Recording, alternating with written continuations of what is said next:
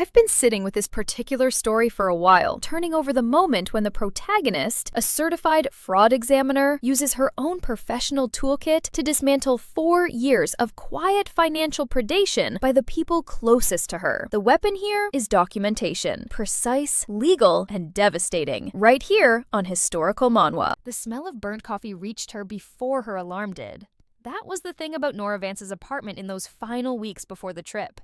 It always smelled like burnt coffee and cedar shavings from the crate she'd been using to sort gear, and underneath both of those things, the faint chemical edge of waterproofing spray she'd applied to her pack 3 times because she kept second-guessing herself about the Patagonia rainy season. 6 months of planning lived in that smell. 3 years of saving lived in it. Every Sunday, she'd skipped brunch, and every birthday dinner, she ducked out of early to put $150 into an account she'd labeled simply Trail. The balance on the morning of October 11th, 3 years and 2 months into her commitment to that account, was $18,340. She had a flight to Buenos Aires in 72 hours. Her pack was in the corner of her bedroom. A 65-liter Gregory Bell Toro in slate gray that she'd researched for 4 months before buying. She'd tested it on day hikes in the Catskills, on a weekend in the Smokies, on a solo overnight at a state park in Pennsylvania, where she'd eaten dehydrated pad thai alone in her tent and thought, "This is the best I've felt in 2 years." The straps were adjusted to her torso length, the hip belt was broken in. The thing fit her the way nothing in her office wardrobe had ever fit her, like it was made specifically for the architecture of her body. Nora was 31 years old, and she worked as a forensic accountant at Callaway and Marsh, a mid-sized financial consulting firm in Midtown Manhattan that specialized in fraud investigation and litigation support. She was good at her job in the way that people are good at things they chose for practical reasons. Methodically, without passion. With a precision that impressed her supervisors and bored her in the marrow. She could read a company's general ledger the way other people read faces. She knew what hiding looked like in numbers. She knew the specific shape of an expense that didn't belong. What she did not know, at 31, was how to protect herself from the people who loved her. Her phone rang at 6:47 in the morning. She let it ring once, twice, reached for it with her eyes still half closed, and saw her mother's name. She answered. "Cassie's water broke early." Her mother's voice was controlled in the particular way that meant she'd already rehearsed the conversation. Linda Vance was the kind of woman who pre-scripted difficult calls the way Nora had pre-scripted difficult client presentations. "She's 34 weeks. They're saying the baby is fine, but she needs a hospital, Mom." "She needs family, Nora." The silence that followed lasted 4 seconds. Nora counted them. "I leave Thursday," she said. "I know when you leave." A pause. "I'm asking you to think about whether you should."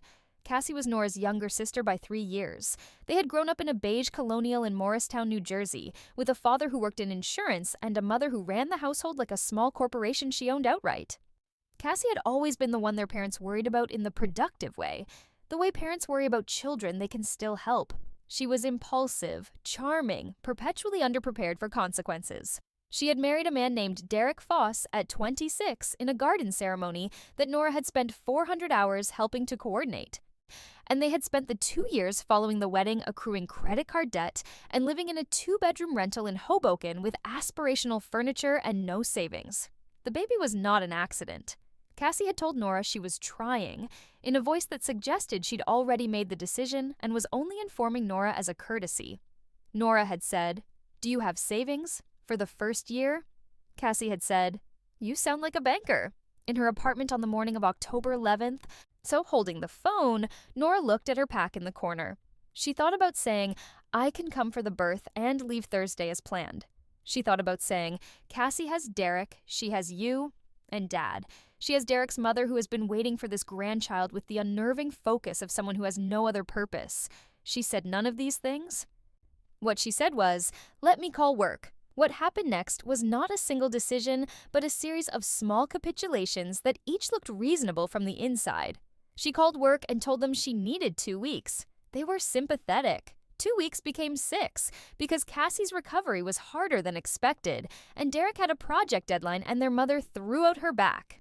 To 6 weeks became 4 months because the baby, a girl they named Mia, had feeding difficulties, and Cassie had a postpartum anxiety diagnosis that was real and was also, Nora would later recognize, leveraged with extraordinary efficiency.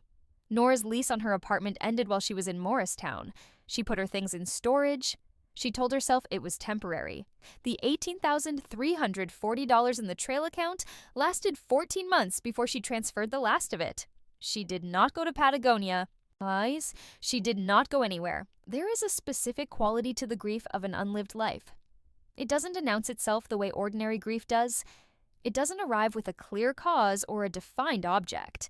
It settles instead like sediment, slowly, invisibly, in layers so thin you don't notice until the accumulation has changed the entire composition of what you are. Nora noticed it in small ways. She noticed it at Mia's first birthday party.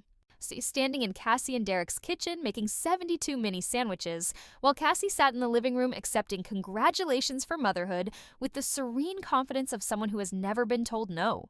She noticed it at Callaway and Marsh, where she'd returned to her position and discovered that two of the junior analysts she'd been training before her leave had been promoted to senior examiner while she'd been making sandwiches in Morristown. She noticed it the first time she opened the airline app on her phone and looked at flights to Buenos Aires and immediately, almost reflexively, closed the app. What she did not notice for quite some time was that it was also happening to her money.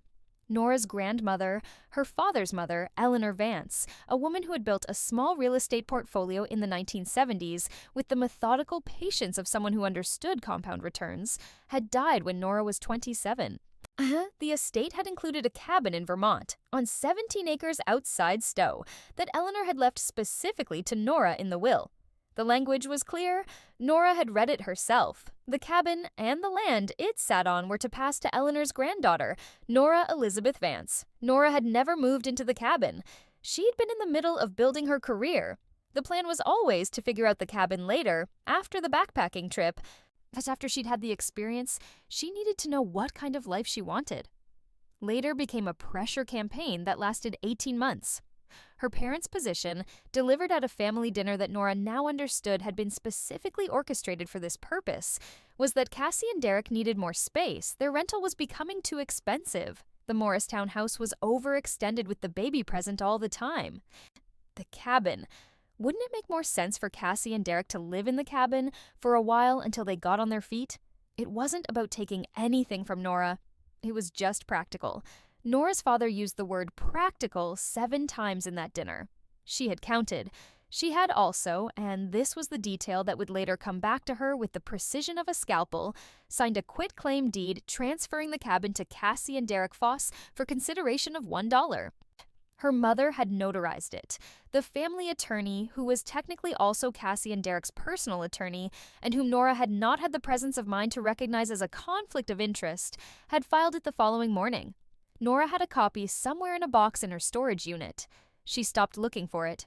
She died on a Wednesday in February, 4 years and 3 months after she had canceled her flight to Buenos Aires. It was not dramatic. It was not even surprising in retrospect.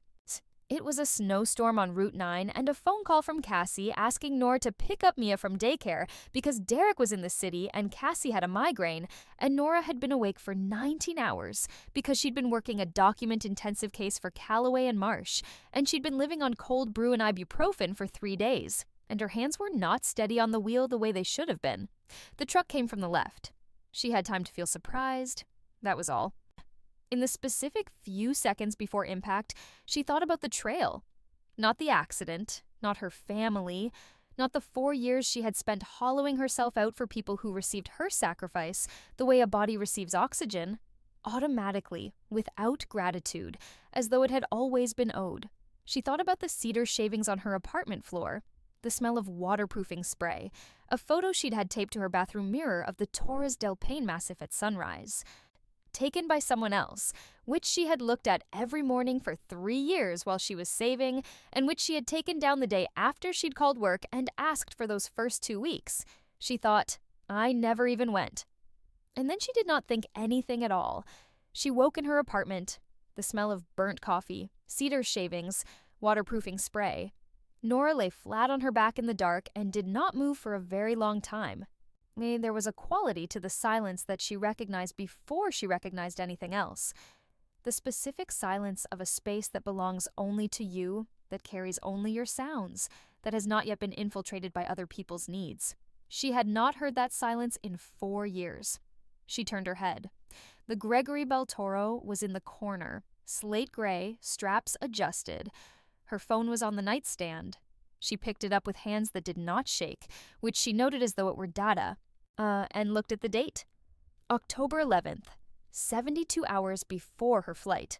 Nora sat up slowly. She set the phone face down on the nightstand and sat with her feet on the floor and her hands in her lap and breathed the way she used to breathe at the beginning of a major fraud investigation, the slow, deliberate inhalation of someone who is about to map a system, who needs to see all of it before touching any of it.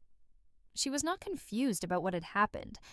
She did not question it or examine it for alternate explanations. She had been a forensic accountant for 7 years. She understood that some facts simply are what they are, regardless of whether they can be explained within a familiar framework, and that the productive response to an inexplicable fact is not to deny it, but to determine what it changes about your position and act accordingly. What it changed was everything. She knew what was coming. She knew the sequence, the phone call at 6:47, her mother's voice, the 2 weeks that became 6 that became 4 months, the savings account, the quitclaim deed, the cabin in Vermont that had belonged to her grandmother and then to her, and then, because of a single document she'd signed while she was exhausted and emotionally pressured and catastrophically naive about the legal implications, to Cassie and Derek Foss. She knew the end of it. The truck on Route 9, February. A snowstorm. She had 4 years of data this time.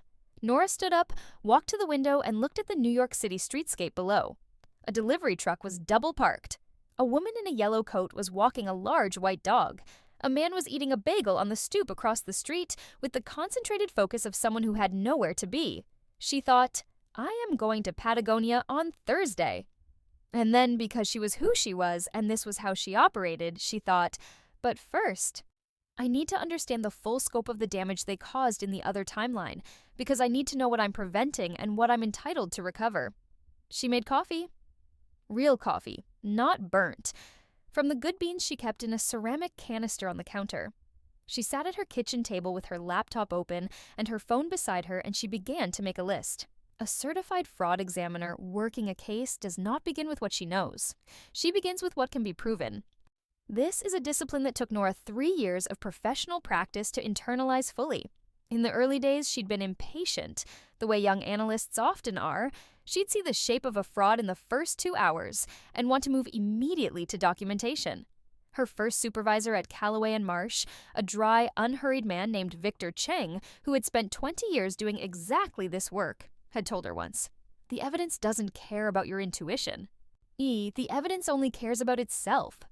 She'd thought it was a cliche at the time. She understood it differently now. What could be proven? The trail account, $18,340 on October 11th, had been drawn down by transfers that Nora had authorized, but under conditions she would later be able to characterize as undue influence. She'd transferred $7,000 to Cassie directly, framed as a loan with no written agreement. She'd transferred $4,200 to their parents to cover household expenses related to the baby.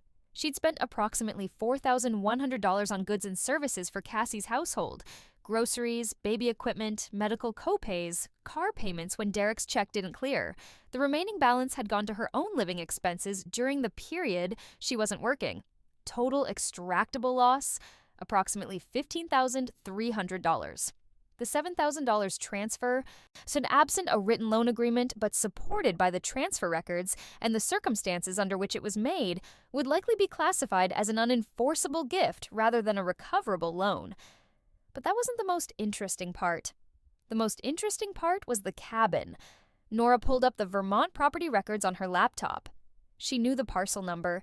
She'd looked it up once in the other timeline, 2 years after she'd signed the quitclaim deed, when she'd been sitting in her car in Callaway and Marsh's parking garage, having a specific kind of breakdown that presents from the outside like fatigue. She'd looked it up and seen Cassie's name where her grandmother's had been, and then her own, and she'd closed the laptop and gone back to work.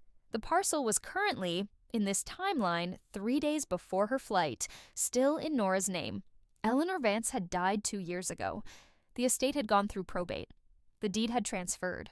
But Nora Elizabeth Vance was the recorded owner of a 17.3-acre parcel in Lamoille County, Vermont, with a 2-bedroom cabin assessed at $340,000. In the other timeline, she had signed that away for $1. Under Vermont property law, a quitclaim deed executed under duress or undue influence is voidable. Nora knew this not from Vermont-specific expertise, but from the cases she'd worked. She'd spent 8 months on an elder financial abuse case in 2019 that had involved, among other instruments, a coerced deed transfer executed days before the victim's death. She knew the doctrine, she knew the elements. A vulnerable party, a position of trust exploited, a transaction that no reasonable person would agree to in the absence of that exploitation. She was not certain she met the threshold for a legal challenge to the deed if she'd signed it, but she hadn't signed it yet, and she was not going to. She wrote that at the top of her list in capital letters, "The cabin stays." She kept going. The identity theft piece was more complex and also more alarming. In the other timeline, she'd discovered it by accident 18 months after the deed transfer, when she'd pulled her credit report during a refinancing conversation that had ultimately gone nowhere because her score was 30 points lower than it should have been. There were 2 credit cards on her report that she hadn't opened. A Citi card with a $4,800 balance, a store card with a $1,200 balance. And the addresses associated with both were Derek and Cassie's apartment in Hoboken. She had not reported it. She had called Cassie, and Cassie had cried and said she'd been drowning and she'd only meant to use it temporarily and she would pay it back, and please don't call the credit bureau. Please don't tell Mom and Dad. Please don't do this to the baby. Nora had not done anything. Now, sitting at her kitchen table with burnt coffee cooling beside her, she thought about that decision with the detachment of a surgeon examining a procedure she'd watched someone else perform. It had been a catastrophic decision, not because of the $6,000. That was recoverable, because of what it had communicated to Cassie about the consequences of taking from Nora. It had communicated none. In this timeline, those cards had not been opened yet. But she knew Cassie. She knew the sequence. The baby would come early, the financial pressure would mount, and at some point in the next 18 months, Cassie or Derek or both of them together would make a decision about Nora's identity that they would frame to themselves as temporary. Nora could prevent that. More precisely, she could set up the conditions under which preventing it became automatic. A credit freeze, filed today before she left Thursday with all 3 bureaus: Equifax, Experian, TransUnion. A credit freeze meant no new accounts could be opened in her name without her explicit authorization. It cost nothing. It took 20 minutes per bureau. It was absolute. She added it to the list. She thought about the corporate law angle. In the other timeline, she'd been passed over for senior examiner twice while she was taking excessive family leave. The promotions had gone to Marcus Webb and to a woman named Priya Suri, who had been hired 18 months after Nora and who was competent but not, Nora thought, with the clear-eyed lack of sentimentality that Rebirth enables, more qualified. She had grounds for a discrimination claim based on the FMLA, the Family and Medical Leave Act, which protects employees who take qualifying leave from adverse employment consequences, including denial of promotion. She had not known this clearly enough. In the other timeline, to pursue it. She knew it now, but that was a weapon she'd only need if the same patterns emerged in this timeline. The goal, she understood, was to not be present for those patterns to emerge. She was going to Patagonia on Thursday. She was going to be on that trail. She was going to meet whatever life was waiting for her there instead of the one she'd been handed in Morristown. The revenge, and she did not flinch from that word, because she'd been a fraud examiner for 7 years and she knew what to call things, was not the point. The revenge was the perimeter. It was the legal and financial architecture she was going to build around herself before she left, so that when her phone rang at 6:47 on the morning of October 11th, her life would not be vulnerable to what came next. At 6:41, she got up and made more coffee, real coffee, from the good beans. At 6:47, her phone rang. She looked at her mother's name on the screen. She let it ring 4 times. She answered. "Cassie's water broke early," her mother said. "I know," Nora said, which was true. A pause. "You know?" I mean, I hear you. Is she at the hospital? Yes, they're saying the baby is fine, but good. I'm glad she's fine. I'll call the hospital and check in when I'm at work. Mom, I need to tell you something before you continue. The silence on the other end had a specific texture. Maybe she could feel her mother recalibrating. I'm not canceling my trip, Nora said. I leave Thursday. I've been planning this for 3 years. I've given notice at my apartment. I've already spoken to Calloway about a leave of absence. None of that changes because Cassie went into labor 6 weeks early. Cassie has Derek, she has you and Dad, she has Derek's mother, she has an OB and a hospital and a NICU if the baby needs it. I am not a medical professional and I am not going to be more useful than any of those people. She said all of this in the tone she used on hostile witnesses in deposition prep. Not aggressive, not defensive, factual. Her mother said, Nora, I mean it, Mom. She is your sister. Yes, and I'll be a better sister to her from Patagonia than I've been to myself for the past 3 years while I've been saving for this trip. I'm going. Your grandmother's cabin is mine, Nora said.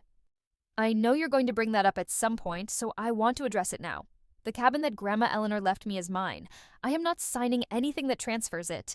I will not be asked to sign anything that transfers it. If there's a family conversation about the cabin that I'm not present for, I want you to know in advance that any document produced by that conversation has no legal effect without my signature on it. And I am not going to sign. The silence that followed was the longest one yet. I don't know what's gotten into you, her mother said finally. Travel, Nora said. I've been told it's broadening. I'll call and check on Cassie this afternoon. Give her my love. She hung up. She sat with the phone in her hand for a moment. Her heartbeat was elevated, but not dramatically so. She noted this the way she noted everything, as data. Then she opened her laptop and began filing the credit freezes. The thing about a credit freeze is that it takes longer than 20 minutes per bureau. It took her 45 minutes with Equifax alone because their verification system had a specific UX problem she'd encountered before, a loop between the identity confirmation screen and the address verification screen that only resolved if you cleared your browser cache mid-process. She cleared it. She completed the freeze. She moved to Experian, then TransUnion. By noon, she had all 3 locked. She pulled her own credit report while she was at it. She reviewed it with the focused attention of someone who does this professionally and found nothing anomalous. Everything was clean. The cards Cassie would open in the other timeline did not exist yet. They would not exist in this one. She called her storage unit. She'd been paying for it for 8 months, ever since she'd let her lease go. Or rather, in this timeline, she'd been planning to let her lease go. Only she now had no intention of doing that. She called and extended her rental agreement for 12 months as a buffer, and then called her landlord and told him she was staying. He seemed mildly inconvenienced, and then agreed. She packed the last of her gear in the afternoon. She'd been mostly packed for a week, but there were small things. The first aid kit she kept second-guessing, the backup water filter, the journal she'd bought, and then not been sure about because carrying a physical journal was a weight commitment. She put the journal in, she'd earned the weight. She called Calloway and Marsh and spoke to Victor Ching, who was still her supervisor in this timeline, and who received her request for an 8-month leave of absence with the same dry, unhurried quality he brought to everything. The Hargrove case closes end of the month, he said. You're free after that. I know, she said. I'll finish my work on Hargrove remotely, file everything by the 30th, and I'll be on a plane the 31st. 8 months is a long time. I know. You're not quitting. No. All right. A pause. She heard him turning pages. Check in if you find anything interesting in the mountains. I've always wanted to go. You should, she said. It's supposed to be extraordinary. She spent the evening in a restaurant she liked near her apartment, a small Vietnamese place with plastic stools and a menu written in marker on a chalkboard, and a faux broth that tasted like someone had spent 2 days on it, which she suspected was true. She ate alone and did not look at her phone. The restaurant was half full. 2 people were on a date in the corner that seemed to be going reasonably well. A man was eating by himself at the counter with a paperback propped against the napkin dispenser. She thought about Mia. This was the one part of the calculation that did not resolve cleanly. Mia, her niece, in the other timeline, had been born early and then been perfectly healthy and had grown into a 4-year-old who called Nora No-No and who had, Nora acknowledged with a specificity of pain she hadn't expected to feel. A particular way of tucking herself under Nora's arm when she was tired, that had been one of the few genuinely good things about the last 4 years. In this timeline, Mia would be born early and be perfectly healthy without Nora present for any of it. Cassie would raise her without Nora as the unpaid third parent. Nora sat with this for the length of time it took her to finish her foe. She thought, Mia will be fine. Cassie is impulsive and financially reckless and has a history of taking from Nora without understanding that she's doing it. But she loves her daughter. Derek is passive and conflict avoidant, but he's not cruel. Mia will be fine, she thought, and I will be fine. She paid the check. She walked home in the October dark with the city noise around her and the smell of the restaurant on her coat, and she felt not happy exactly, but positioned. The way she felt at the beginning of a case when she understood the terrain well enough to move through it. She was going to Patagonia on Thursday, and before she went, there was one more thing she needed to do. The offices of Whitmore and Lau were on the 41st floor of a building on 6th Avenue that had the specific corporate blandness of a place designed to communicate reliability without warmth. Nora had made the appointment 2 days ago, after her phone call with her mother, and she had prepared for it with the same methodical attention she gave deposition prep. She was meeting with Rebecca Lau, an estate attorney who had been recommended to Nora 3 years ago by a colleague, and whom Nora had never called because she'd never felt urgency about the cabin. She felt urgency now. "The property is in your name," Rebecca said, reviewing the document Nora had brought, a certified copy of the deed that she'd ordered from the Vermont Land Records office the morning after she'd woken up. Clean title, no encumbrances. "What's your concern?" "Family pressure," Nora said. "I want to protect it against a scenario in which I'm pressured to transfer it while I'm traveling." Rebecca looked at her with the specific neutrality of a professional hearing something she's heard before in different forms. You want to prevent a coerced transfer." "I want to make a coerced transfer impossible." "That's different from preventing one." "I know. What are my options?" Rebecca had 3. The first was a trust. She could transfer the property into a revocable living trust, naming herself as both grantor and trustee, with a successor trustee who was not a family member. The trust would mean that any transfer of the property would require her explicit action as trustee, not merely her signature on a deed.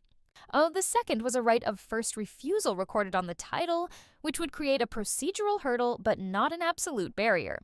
The third was an irrevocable trust with a spendthrift provision, which would be absolute. The property would be permanently protected against her own impulse to transfer it under pressure, but also permanent. "I want the revocable living trust," Nora said, "with a successor trustee who is not related to me." Can you recommend someone?" "We have several attorneys in the firm who serve as professional trustees." "That works. We can draft this in a week." "I leave the country in 48 hours," Nora said. "Can you have it in 24? Rebecca looked at her for a moment. "Rush fee?" she said. "Fine." The trust was executed the following afternoon. The cabin at 17.3 acres in Lamoille County, Vermont, assessed at $340,000, passed into the Nora Elizabeth Vance Revocable Living Trust. Nora was the trustee. An attorney named Bernard Whitmore, Rebecca's partner, a methodical man in his 60s who seemed to regard all property transactions with the same mild satisfaction, was named successor trustee. The trust document included a specific provision she'd asked Rebecca to draft. Any transfer of trust property required the signature of both the trustee and a licensed Vermont attorney, independent of the trust administration, as a second check. Rebecca had raised an eyebrow at this. "Belt and suspenders," Nora had said. Indeed. She'd paid the rush fee without blinking. It was money well spent.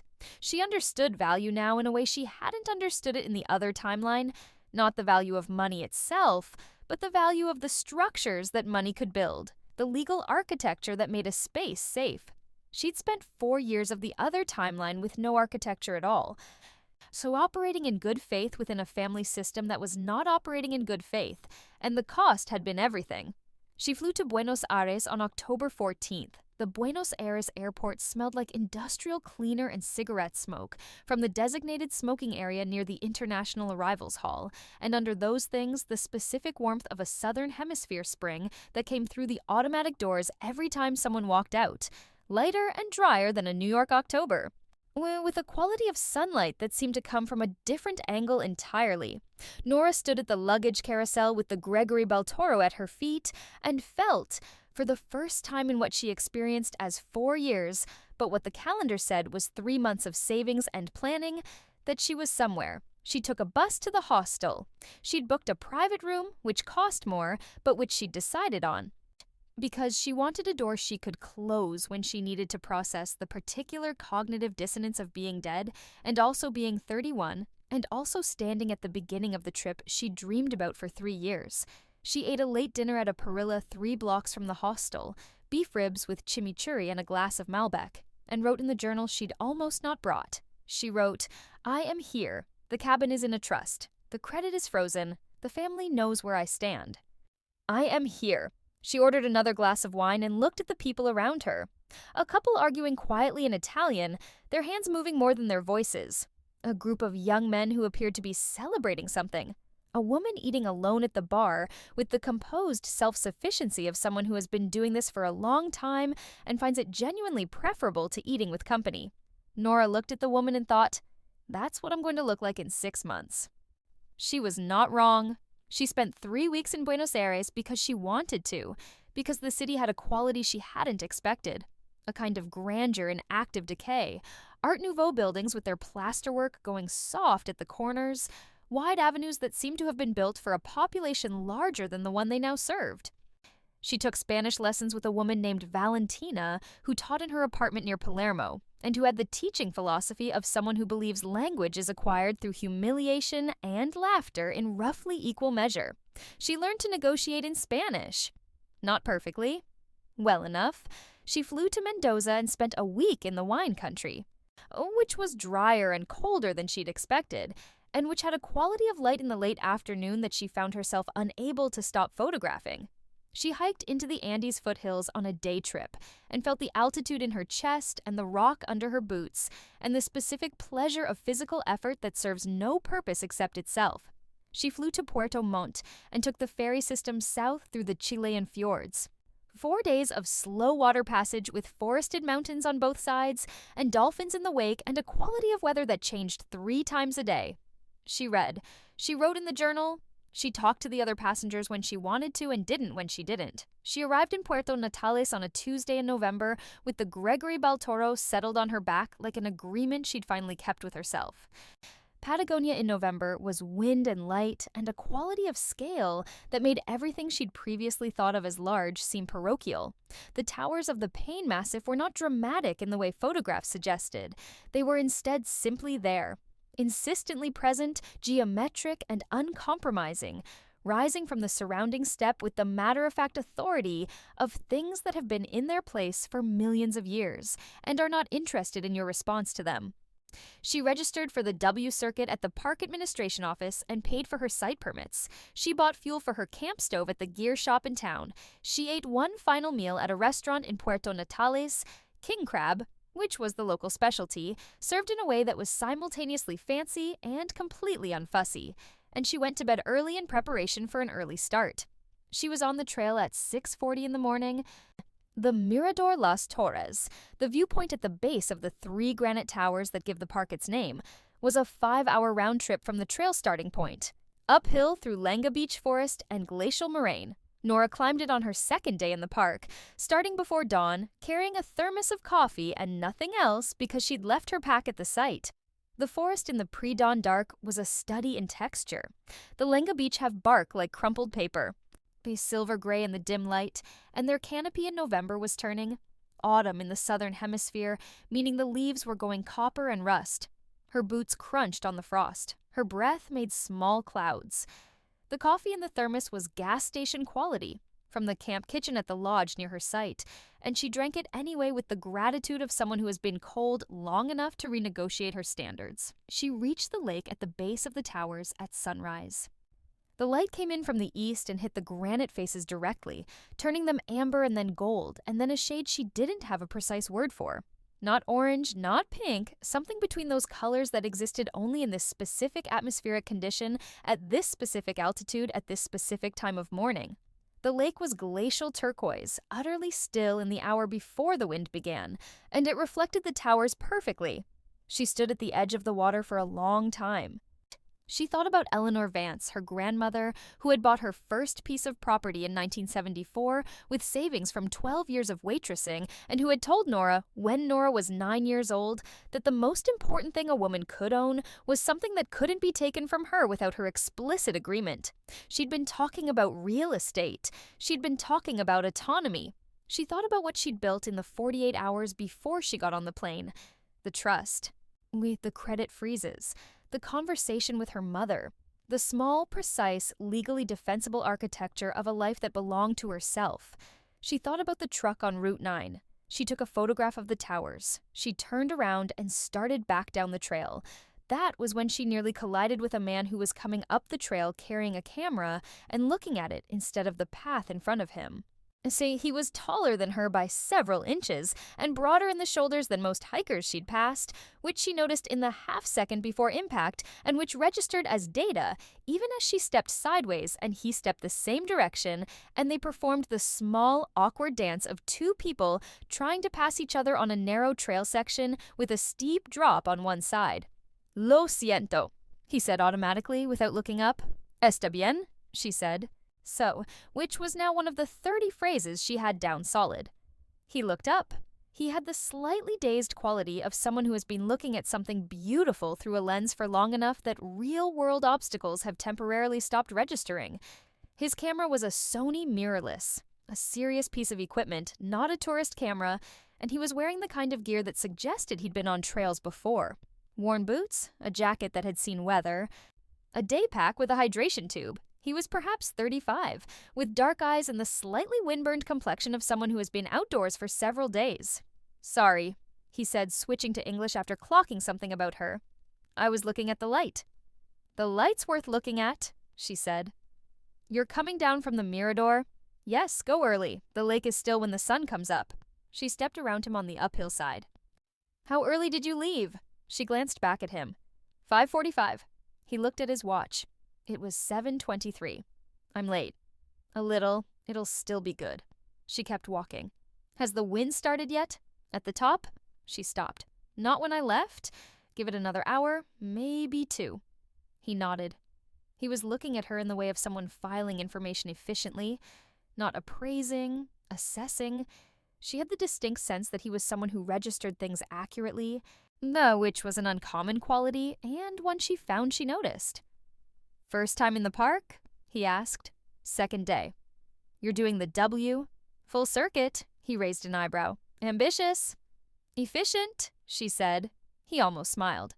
Are you going to do the Glacier Gray approach on the north side or through the valley? North side. I want to come in from above. The footing's tricky in the scree section. You want to stay left of the cairns when you get to the exposed ridge. The right side looks more direct, but it's loose. Good to know. She looked at him for a moment. You've done it before. 3 times. This section specifically. He held up the camera slightly. I'm working on a project. She filed this. What kind of project? Documentary, light in extreme environments. He said it without pretension, said as though it were a straightforward description of a job rather than an aesthetic manifesto. She appreciated this. How long are you here? 2 more weeks. You? 8 days on the circuit, then I'm moving north. He nodded. Good luck with the circuit. He turned back toward the trail upward. Stay left of the cairns, she said. He paused without turning. In the scree section on the north approach. I know. A beat. I was talking to you about it. I know, she said. I meant in general. He did turn then, and the almost smile was more definite. I'm Marco, he said. Nora. Safe hiking, Nora. Same. She continued down. She thought about the conversation twice in the next 2 hours. Once, immediately afterward, at a section of trail where the forest gave way to open steppe, and she had a clear view of the lake below and the mountains above and the particular quality of Patagonian light that seemed to come from everywhere at once rather than a single source. She thought he knew the trail, he had an eye for light, he was working on something. The second time was at the lodge near her site, drinking the gas station coffee and looking at the map of the circuit pinned to the wall. No, she thought, north approach, left of the cairns, Glacier Gray section, good information, free. She had no particular feeling about Marco beyond this. That was not entirely true. She had the specific mild interest she felt at the beginning of anything, with the potential to be useful or interesting, which was the same feeling she had at the start of a complex case. Not excitement, not attraction in the conventional soap opera sense. Something more like, this could be something worth paying attention to. She had learned to trust that feeling. She did not see him again for 3 days. The circuit continued. Valley del Francis on the third day. A full-day hike into the hanging glacier valley that required crossing a suspension bridge over a glacial river and then climbing through forest into alpine terrain where the terrain opened suddenly, like a door, onto a high cirque surrounded on 3 sides by glaciers and granite walls from which ice falls dropped occasionally, silently, and then arrived as sound a second after they arrived as sight. She stood in the cirque for 45 minutes and felt the profound specific irrelevance of every problem she had ever had that was not related to altitude.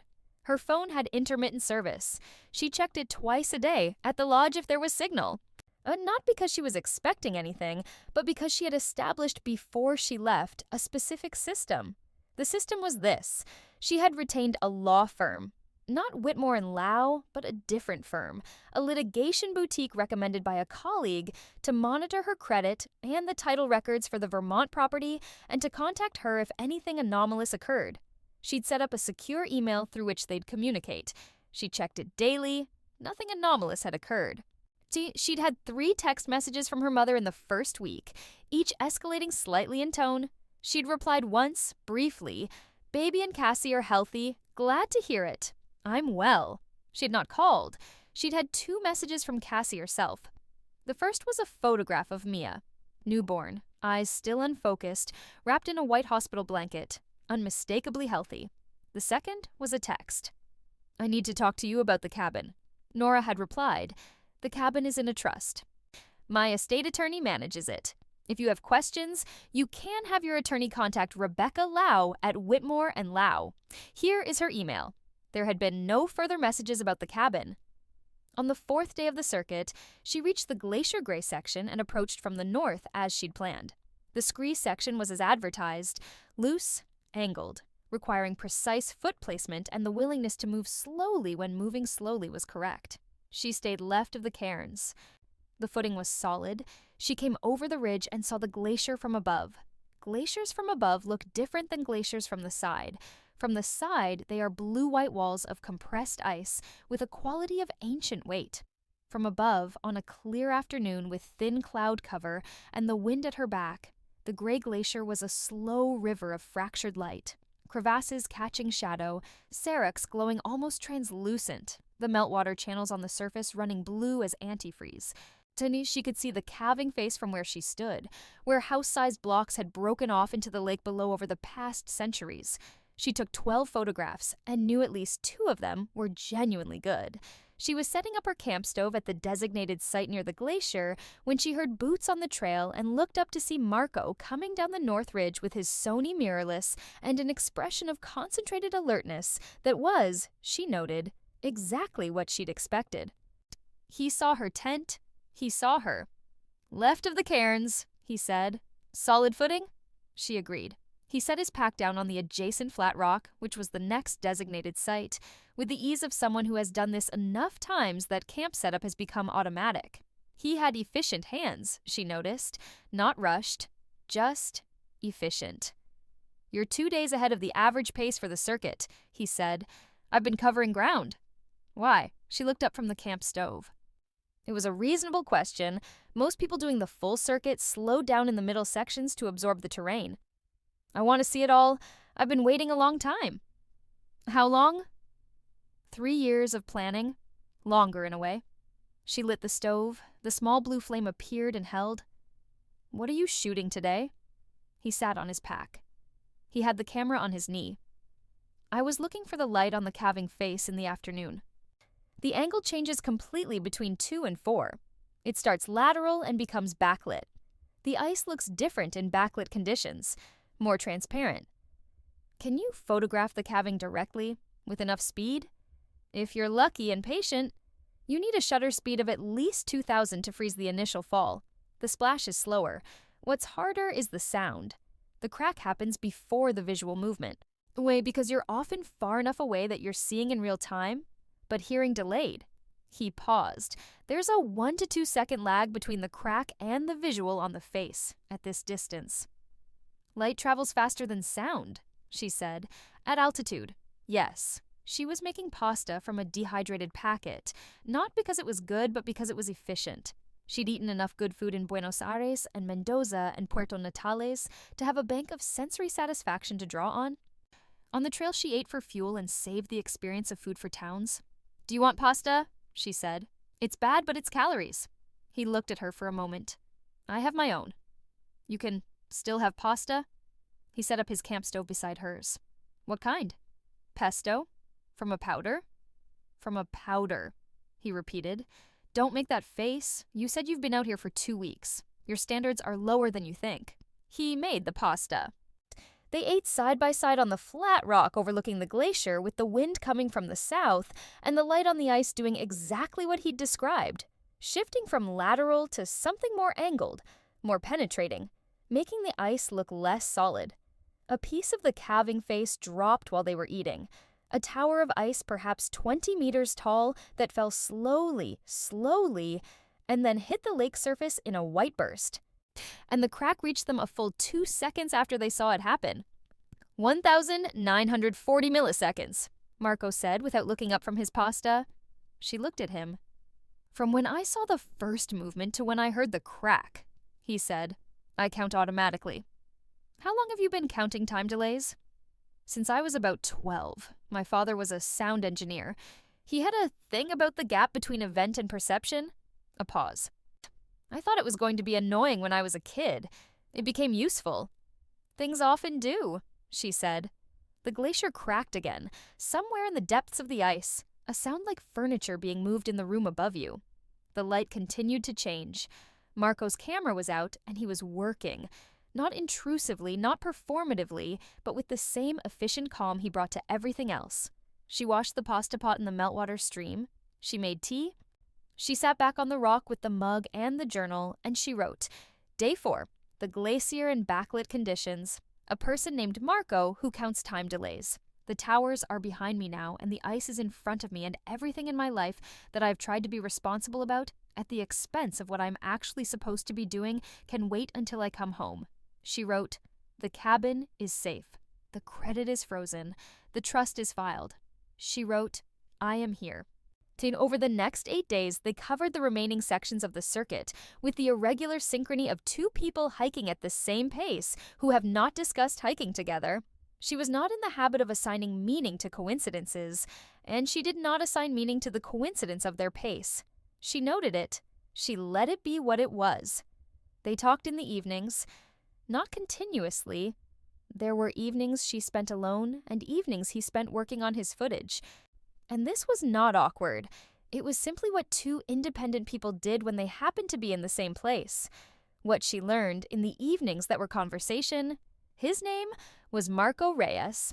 He was 34. He had grown up in Mexico City in a family that had the specific organized chaos of large families with strong personalities, and he had left at 22 for graduate school in documentary film at NYU and had never moved back, which he described without guilt or excessive nostalgia. He was based in Brooklyn, as was she, though in different neighborhoods, and he worked primarily in long-form documentary with a focus on environments in flux. He had covered droughts, wildfires, flooding, and the specific human ecosystems that formed around resource scarcity. He was not romantic about any of it. He found it interesting. He asked about her work on the 3rd evening they talked. She told him the honest version: forensic accounting, fraud investigation, the specific professional pleasure of following money through a system until it revealed where it had gone and who had benefited. "You read ledgers the way I read light," he said. She considered this. there's probably a version of that that's profound and a version that's just accurate. Both can be true at once. What do you see when you look at a ledger? Data? Pattern. It's the absence, the places where a pattern should continue and doesn't. That's exactly it. He was quiet for a moment, looking at the fire. They were at a section of the trail with a permitted fire ring, the first of the circuit. That's what I look for in environments. The absence. A forest that should have particular species and doesn't. A glacier that should be advancing and is retreating. The negative space in a system. Pattern recognition? She said. And the willingness to look at what you find. She thought about the credit card accounts she'd found on her report in the other timeline, the signature she'd given on the quitclaim deed, the patterns she had not been willing to look at when she'd found them. That's harder than it sounds, she said. It always is. The fire crackled. The sky above the southern hemisphere was an arrangement of stars she was not completely familiar with. The same stars, so that in a configuration that had been subtly reorganized from where she usually saw them. The Southern Cross was visible. She'd read about it, but the reading hadn't prepared her for how differently oriented the sky felt. "Why did you wait 3 years to come?" Marco asked. She looked at the fire. "I got delayed." "By what?" "Family obligations that I should have managed differently." "But you're here now." "Yes." He was quiet for a moment. "I didn't take a trip I wanted to take when I was 25 because of something similar. A family situation I thought was my responsibility to solve. I was wrong about that." "Did you go eventually?" "Yes. A year later, I went and it changed. Not everything, but the specific thing it needed to change." He looked at her. "You strike me as someone who knows what she came here to change." "I know what I came here to confirm," she said. He waited. "That I was right to come," she said. "That the cost was worth paying." "Is it?" She looked at the Southern Cross. The glacier in backlit conditions, the crack and the 2-second lag and the white explosion of ice into water, the pesto pasta from a powder and the gas station coffee, and the frost on the Lenga beach bark and the specific color of the towers at sunrise that she'd never had a word for. "Every day," she said. She left the park on a Saturday, 10 days after she'd entered. Oh, with the Gregory Beltoro worn to a new softness around the edges of the hip belt, where the fabric had been broken in completely. She took a bus back to Puerto Natales and spent 2 days there. Laundry, a long meal, a full night's sleep in a bed, before she went north. Marco left the same day. They had exchanged numbers at the trailhead, which had felt practical rather than significant, though she was aware that the line between practical and significant often only became clear in retrospect. "Oh," he said, "I'm going to Atacama next week, if you end up there." She said, "I'm going to Bolivia first, maybe after." He said, "Let me know." She said, "I will." They went their separate directions. She did not think about Marco with the distracted, low-grade, obsessive quality that she associated with conventional romantic interest. She thought about him the way she thought about a complex case she'd set aside for the moment, with interest that had been deliberately parked, to be returned to at the appropriate time. She was aware that this was not how people typically described attraction. She had never been typical in this specific way. Bolivia was 3 weeks. La Paz, the Salt Flats, a road trip to the Red Lagoon in the southwest, where flamingos stood in sulfurous water and the altitude was over 14,000 feet, and her lungs had to renegotiate their entire operating model. She drank coca tea and ate a lot of quinoa and spent a day on a tour bus with a retired couple from Osaka and a young woman from Berlin named Greta, who was traveling for the second time after a divorce, and who had the particular quality of determined cheerfulness that Nora recognized as something that would, in another 6 months, become genuine. She checked her law firm's secure email every few days. On a Tuesday in her second week in Bolivia, there was a message. The subject line was, Vermont property, attempted title action. She sat in the small internet cafe in Uyuni where she'd come for signal and read it carefully. The message was from the associate at the litigation boutique, a young woman named Ashley Park, who had the communication style of someone trained to lead with the facts and save the interpretation for later. The substance of it was this. Someone, identifying themselves as Derek and Cassie Foss, I had contacted the Lamoille County Clerk's office in Vermont and requested information about the title to the cabin property. They had also separately contacted an attorney in Stowe and asked whether the quitclaim deed they'd been given could be enforced or re-executed. The Stowe attorney, apparently a scrupulous person, had reviewed the land records and found the property in trust, confirmed the trust filing, and told the Fosses that there was no quitclaim deed on record, and the property was in a trust that he could not advise them about since he didn't represent the trust. The Fosses had not taken further legal action. Yet, Ashley Park's message concluded, "No immediate action required. The trust is performing its designed function. I wanted you to be aware." Nora sat in the internet cafe in Uyuni with the altitude headache she'd had since arriving and read the message 3 times. She thought about Cassie calling the Vermont clerk's office. She thought about Derek, passive, conflict-avoidant Derek, calling a Stowe attorney to ask whether he could enforce a document that didn't exist.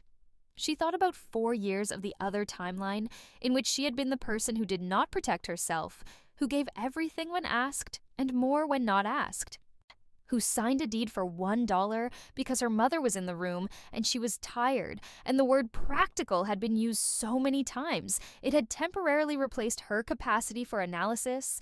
She thought, "I built the architecture correctly." She wrote back to Ashley Park, "Thank you. Please note in the file that I'm aware of the attempt. If any further action is taken, I'd like to be notified within 24 hours. No further action required from me at this time." She closed the email. She ordered another Coca tea. She had a bus to catch. She texted Marco from the Salt Flats because the particular absurdity of where she was standing seemed like something worth sharing with someone who understood how light worked. The message was, "Salt Flats at noon. The reflections on the water layer look like you're standing on the sky. Can you freeze that with a 2000 shutter speed, or is it too diffuse?" He replied 20 minutes later, "Too diffuse unless there's a hard edge. Oh, what's on the horizon?" She took a photograph and sent it.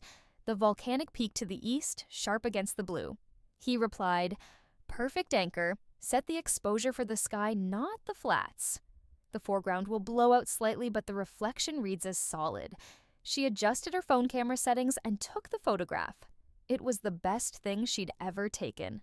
She sent it to him. He replied, "Yes, just that." One word. She appreciated the economy of it. She was in the Atacama 14 days later. Marco was in the Atacama. This did not feel like a coincidence, because neither of them was a person who arranged coincidences, and both of them were people who had planned to end up in the Atacama at approximately this time, and the overlap was simply a fact about 2 independent itineraries that happened to share a geographic intersection. She did not assign it meaning in the romantic comedy sense. She noted it. He was staying at the same hostel by a different route entirely.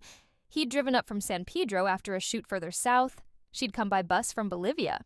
They had dinner the first evening in the hostel's courtyard, where the altitude cooled to near freezing after sunset, and the stars above the Atacama were the most improbable arrangement she'd ever seen, a density of light that made the concept of background obsolete because there was no background, only more foreground. Well, stars stacked behind stars. "The salt flat photograph," he said. "Yes?" "The anchor worked. The volcanic peak."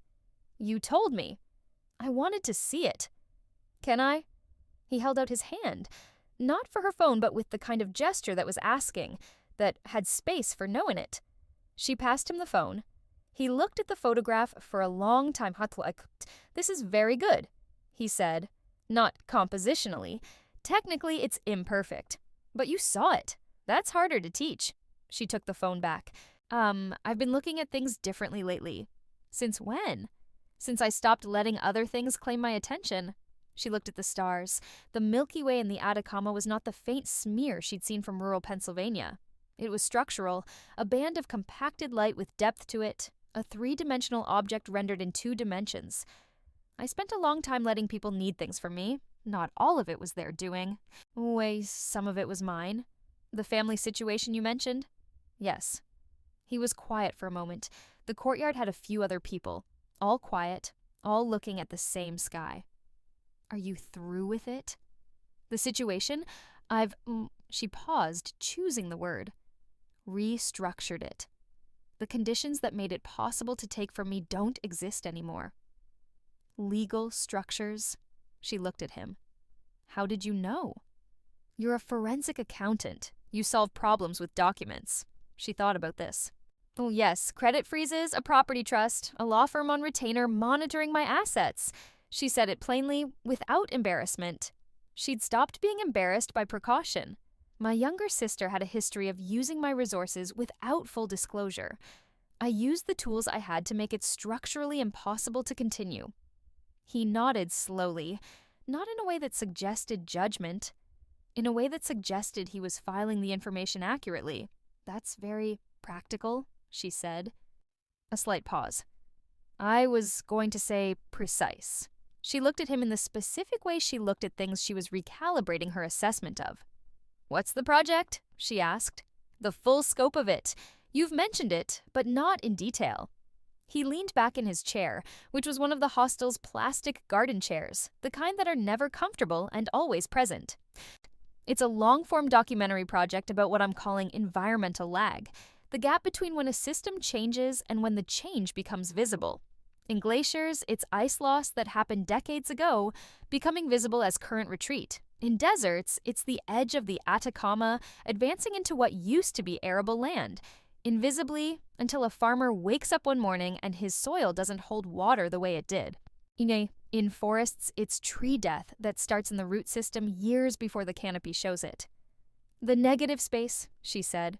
What should be there and isn't? Yes. And the light aspect? Light reveals lag, he said. If you know how to read it. The glacier in backlit conditions looks transparent because backlight doesn't illuminate the surface, it passes through. And what you see is the internal structure, the cracks and air pockets and density variations that mark the stress events.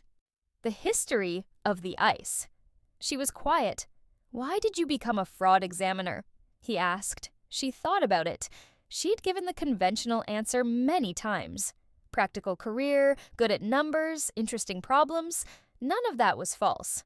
My grandmother, she said. She built something over 50 years through patience and precise documentation.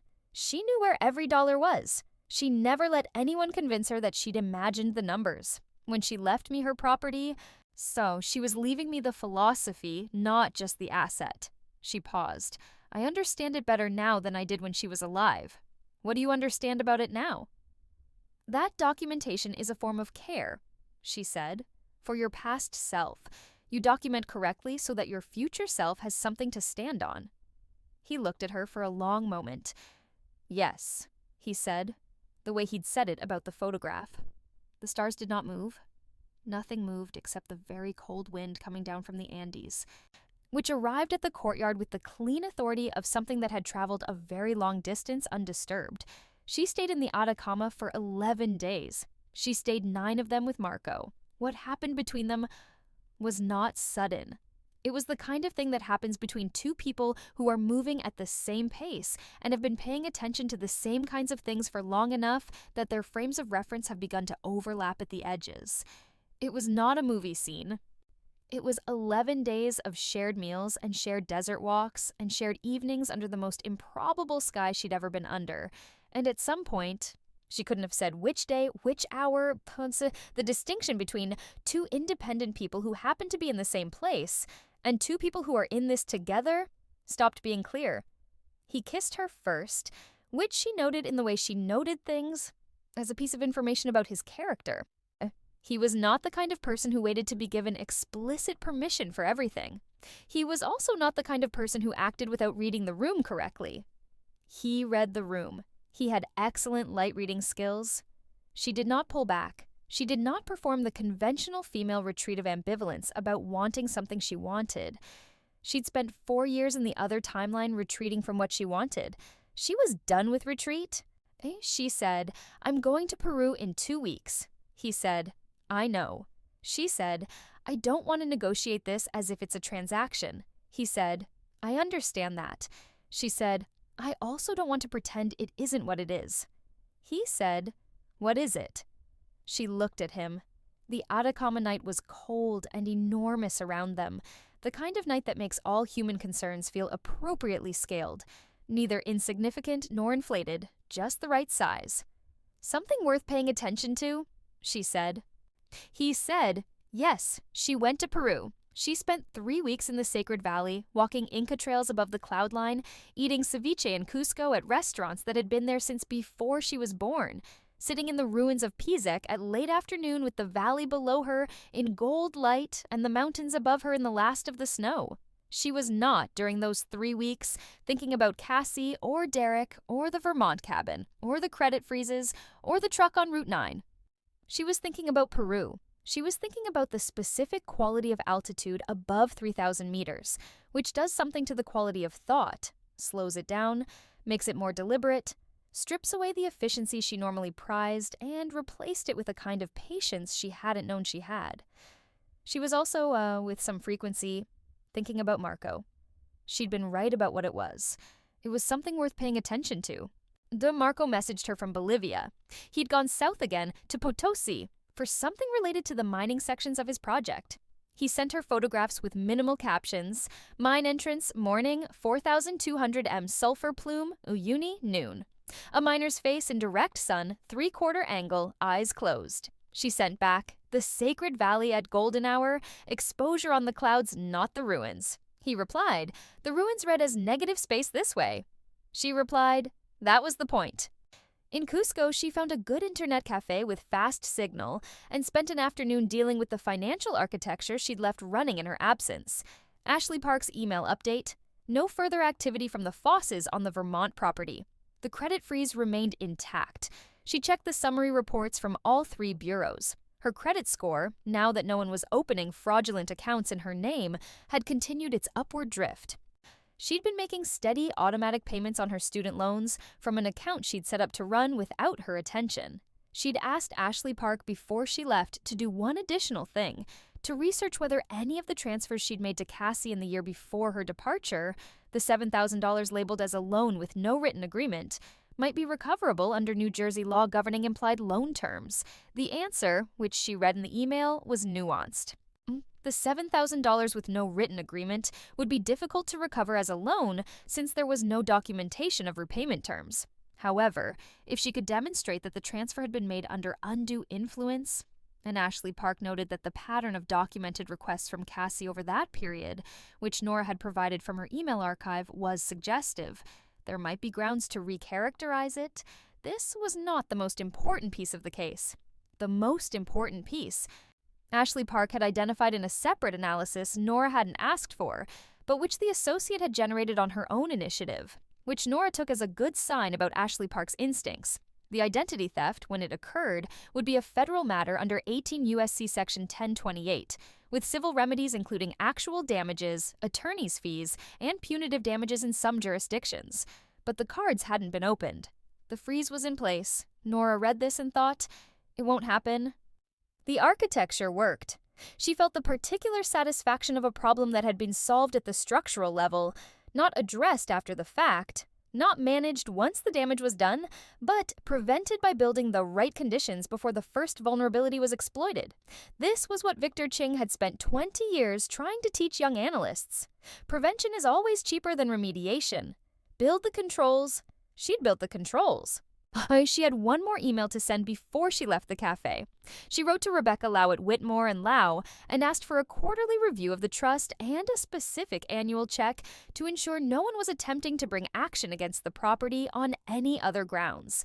Mechanics liens, tax issues, neighbor disputes. She wanted eyes on it. Permanently. Rebecca replied within an hour. Understood. We'll set this up on a retainer basis. Nora accepted the retainer. She walked out of the internet cafe into the Cusco afternoon, where the altitude light was doing what altitude light does, flattening shadows, making the colonial facades of the Plaza de Armas look almost two-dimensional, like a stage set for a city rather than a city itself. She stood on the cobblestones and breathed the thin air and felt very specifically like herself. She sent Marco a message. Cusco is a stage set. The real thing is everywhere else. Oh, he replied, that's true of most famous places. She replied, where are you? He replied, heading to Lima next week, then home. She replied, me too. Home, I mean. He replied, same week? She replied, probably. He replied, Brooklyn? She replied, yes. He replied, then. One word. but clear. She landed at JFK on a Tuesday morning in late March, 5 months and 11 days after she'd left. The landing approach came in over Jamaica Bay, and she could see the grid of the outer boroughs below. Orderly. Ye gray, the pale green of early March lawns in the residential neighborhoods, the brown of the winter Hudson. It looked nothing like Torres del Paine or the Atacama or the Sacred Valley. It looked entirely like New York. She was glad to see it. Her storage unit's contents went back into her apartment, which she'd held through the extended absence by the simple expedient of continuing to pay rent. She unpacked the Gregory Baltoro in her bedroom and hung it on the hook behind the door. The waterproofing spray had done its job. The pack was clean and functional and had covered approximately 400 kilometers of trail. She made coffee. Not from gas station grounds, from the good beans. She called Victor Chung. "The Hargrove case," she said. "Closed 2 weeks after you left," he said. "We managed." "I know. I want to come back." "When?" 2 weeks. I need to sort some things here first." "What things?" "The ones I should have sorted before I left," she said. She met Cassie for lunch. This was her choice, made deliberately, because she understood, as she had not fully understood in the other timeline, that managed confrontation is more effective than avoidance. Avoidance allows the other party to build narrative in the space you've left. Managed confrontation sets the parameters. They met at a restaurant in Midtown, neutral territory, somewhere public enough that high emotion would be muted by context. Cassie arrived 5 minutes late, which was her invariable habit, and she looked, Nora observed with professional detachment, the way new mothers look at 6 months postpartum when they are managing but not sleeping. The specific careful assembly of a person who has allocated all available resources to function and has none left for surplus. She was also, Nora noted, beautiful in the way she'd always been beautiful. Cassie had the kind of face that processed difficulty as character rather than damage. "You look well," Cassie said. "You look," she seemed to be searching for the word. "Different. Rested," Nora said. "Is that what it is?" They ordered. The silence between the ordering and the food arriving had a texture to it, the specific quality of two people who have things to address and are deciding in real time how to begin. "The cabin," Cassie said. "The cabin is in a trust," Nora said. "I know you know this. I know you called a Stowe attorney." Cassie had the grace not to deny it. Derek thought, I know what Derek thought. He thought Grandma Eleanor's property was going to be available to your family because I've spent the past several years demonstrating that my assets are available to you without my informed consent." She said it without heat. "That's not an accusation of bad faith. It's an accurate description of a pattern." Cassie was quiet. "Mia is healthy," Nora said. "Yes." A flash of something genuine. She's remarkable." "I'd like to meet her." Cassie looked at her. There was something in that look that Nora recognized as a recalibration of the same order she'd been doing herself. The look of a person who is encountering a version of someone they thought they understood and discovering that the version they knew was not complete. "You're not angry," Cassie said. "Not a question. An observation." "I was," Nora said. That passed. "Well, what I am now is clear." "Clear about what?" "About what my resources are for. About who has access to them and under what conditions." She picked up her water glass. "The cabin is mine. The trust protects it. I'm not going to lend you money without a written agreement in future if I lend it at all. Those are the parameters." She set the glass down. "Within those parameters, I'm your sister. I want to see Mia. I want to have lunches with you. I want, eventually, to go to Morristown and have a meal with Mom and Dad that is about being a family and not about what I can be asked to provide." Cassie looked at the table. "I know I've taken things from you," she said finally. "I know I've—" A pause. "I don't think I understood what I was doing." "I know," Nora said. It doesn't excuse it," Nora said. "But I believe it." She looked at Cassie directly. "The people I've prosecuted in fraud cases rarely understand the full moral weight of what they've done at the time they're doing it. They understand it after.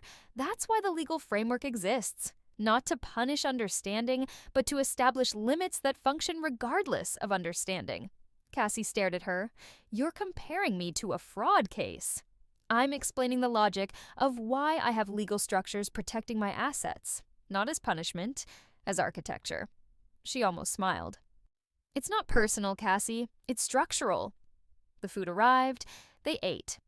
Cassie told her about Mia, the first time she'd turned over, the way she reacted to music, the specific quality of exhaustion that was also, Cassie admitted, the most clarifying experience of her life. Nora listened. She took a photograph that Cassie showed her of Mia at 4 months, round-faced, alert, with an expression of intense concentration directed at something off-camera that Nora recognized, startlingly, and as a look she'd seen in her own reflection. "She looks like Grandma Eleanor," Nora said. Cassie looked at the photograph. "I thought that, too." They finished lunch. They hugged at the corner briefly, with the careful warmth of two people whose relationship is being rebuilt rather than restored, different from what it was. Not a return, but a new construction. Nora walked back toward the subway. She called Ashley Park. "I'm home. I want to schedule a review of the full file.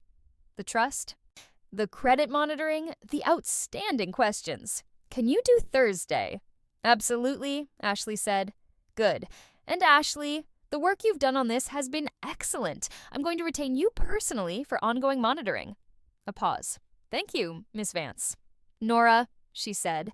She met Marco for coffee on a Thursday afternoon in Brooklyn, at a small cafe in Boerum Hill that had the specific character of places that have existed in a neighborhood long enough to be a landmark without anyone having officially decided they were one. Worn wood counters, a complicated espresso machine, a chalkboard menu that changed seasonally. He was there before her. He had a coffee already. He was looking at photographs on his camera screen with the concentrated focus she recognized now as simply how he operated when left to his own devices. He looked up when she came in with the same efficiency, registered her, filed her, and the focused concentration became something else. "The salt flat photograph," she said, sitting down. "Has it made it into the project?" "It's a possible sequence ending," he said. "The salt flat image, then the mine at dawn, then the glacier calving. Lag across systems." He turned the camera toward her. The screen showed a rough sequence. 3 images side by side. The frozen saltwater reflection. So the mine entrance in the thin Bolivian dawn. The gray glacier face. "The mine is the human layer," she said. "Yes. Then you need something in the sequence where the human and the environment are in the same frame." He looked at her. "Not illustratively," she said. "As data. The miner's face in direct sun, eyes closed. That one. Where is that in the sequence?" He pulled up the photograph on the screen. It was the one he'd sent her from Potosi, a man in his 40s, so face weathered to the specific texture of very old leather, in direct afternoon sun with his eyes closed in what might have been sleep, or might have been simply the momentary closing of eyes against light. "Before the glacier," she said. "After the salt flat. The human lag, between the mine work and the ice loss, needs to be in the center." He looked at the sequence for a long time. "Yes," he said. She ordered coffee. The afternoon light came through the cafe's single large window at the angle that afternoon light takes in March in New York, low, slightly golden, with the quality of a season that hasn't fully committed yet. She thought about the Torres del Paine at sunrise, the specific color she'd never had a name for. "I have a name for it now," she said. He looked at her. "The color of the towers at sunrise. I've been thinking about it since October. It's the color of something on the verge of transparency, the moment before backlit ice becomes fully transparent. That liminal quality." "Threshold light," he said. She looked at him. "That's what I call it," he said. "In the project notes. The moment when a system is on the edge of becoming what it's going to be." She was quiet. "That's exactly it," she said. The coffee arrived. The afternoon light moved a few degrees toward the window frame. She thought about her grandmother's cabin in Vermont, 17 acres, a property in trust, the assessed value and the title clear, and the legal architecture around it solid. She thought about the trail account she'd started again, already, because she was going back next year, farther this time, and the year after that farther still, because she'd learned something irreversible about what her attention was for and who deserved to benefit from it. She thought about the truck on Route 9. She thought, not this time. "Tell me about the next phase of the project," she said. He told her.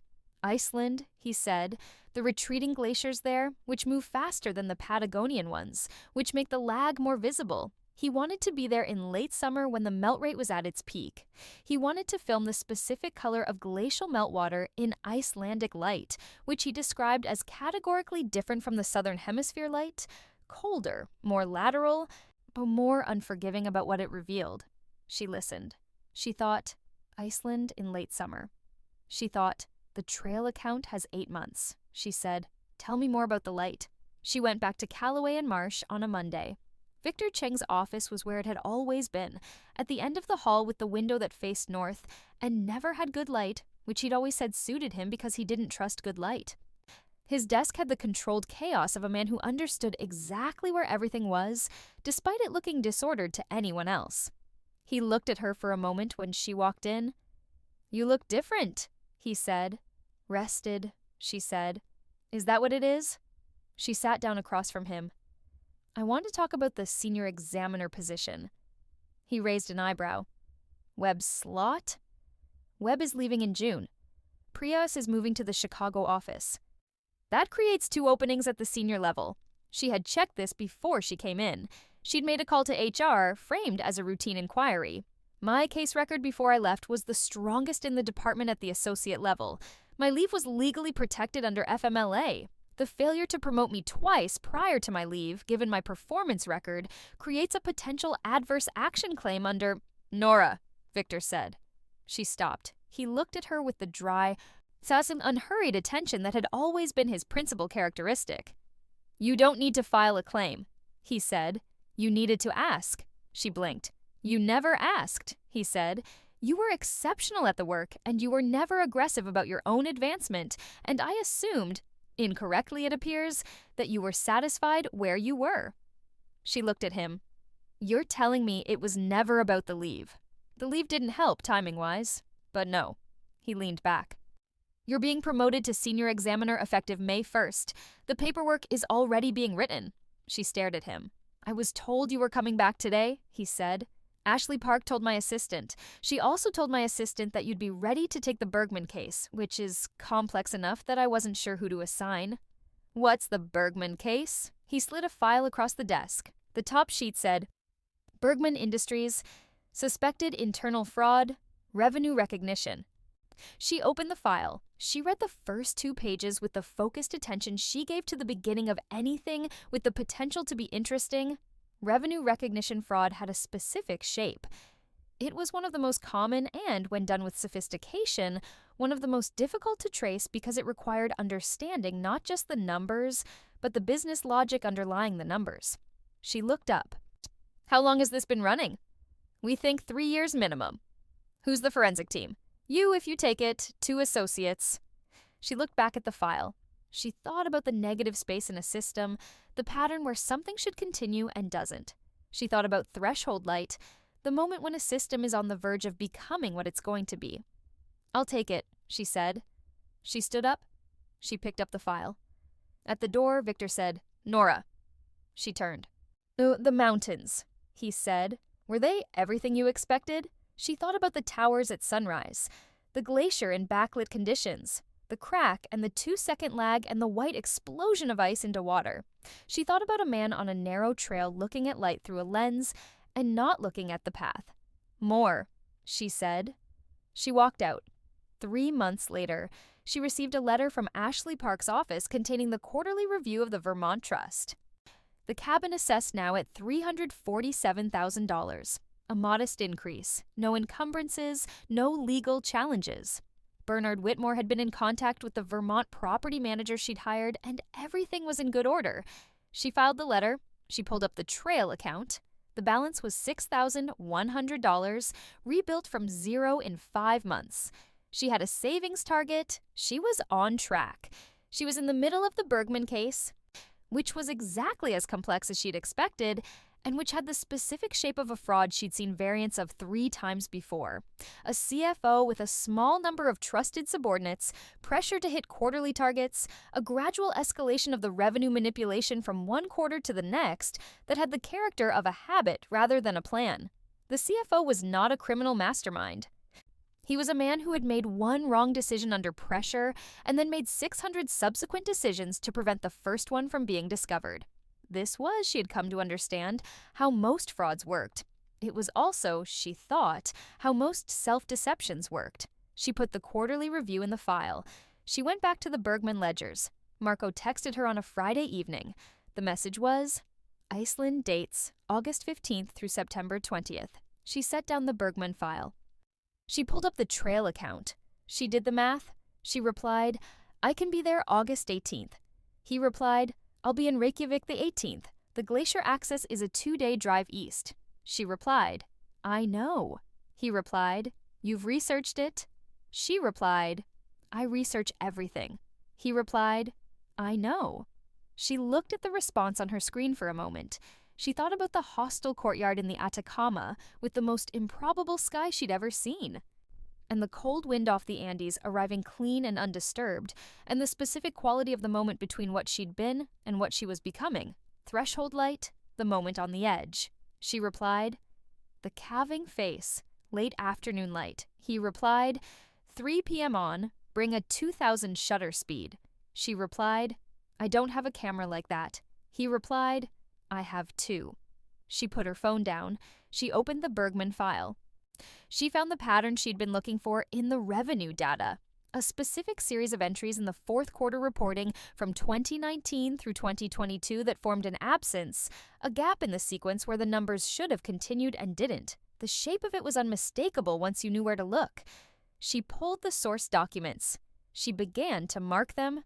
Outside her office window, the Midtown afternoon was doing what Midtown afternoons do. The noise of it, the cabs and the construction and the distant sirens and the human density of 8 million people, all in proximity to each other, all moving in the intersecting currents of their own urgencies and their own losses and their own slow accumulations of everything they'd put off until later. She didn't look up. She had work to do.